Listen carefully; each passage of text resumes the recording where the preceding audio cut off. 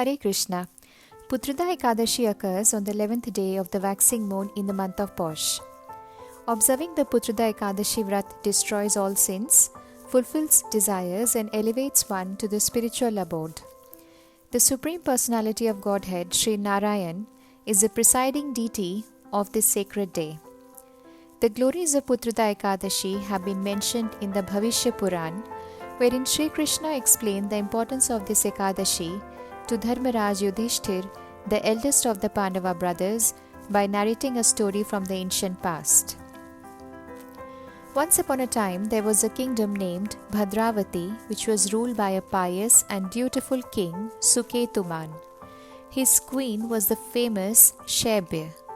Despite ruling over a prosperous kingdom and having all the riches at his disposal, the king and his wife remained distressed as they had no son to carry on the dynasty. The king often wondered whom to approach and what to do to be blessed with a pious son. Otherwise, who would offer them tarpan, that is, oblations of water to the deceased ancestors after their death, without which they will not get liberation. With constant anxiety and bewilderment, King Suketuman's mental health further deteriorated. He even started having suicidal thoughts, which he abandoned, realizing that suicide would only increase his misery by throwing him into the hellish conditions of rebirth. The king at last left his luxurious palace for an unknown destination in the dense forest. While roaming through the woods, he saw different trees and shrubs, all beautifully decorated with fruits and flowers. He saw a variety of animals with their mates and offspring. All these visuals further dismayed him, and he began lamenting. Tired and tormented with hunger and thirst, the king eventually came upon a beautiful lotus-bearing pond that resembled the famous lake Mansarovar.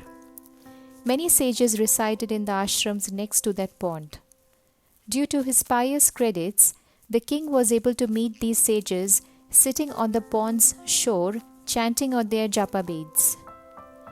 He offered respectful obeisances to the sages and humbly asked for their introduction.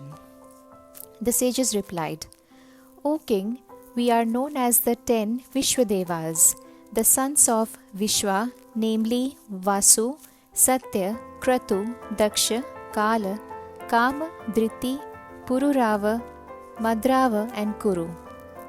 We have come here to this adorable pond to bathe. The month of Magh will soon be here in 5 days, and today is the famous Putrada Ekadasi. One who desires a son should strictly observe this particular Ekadasi."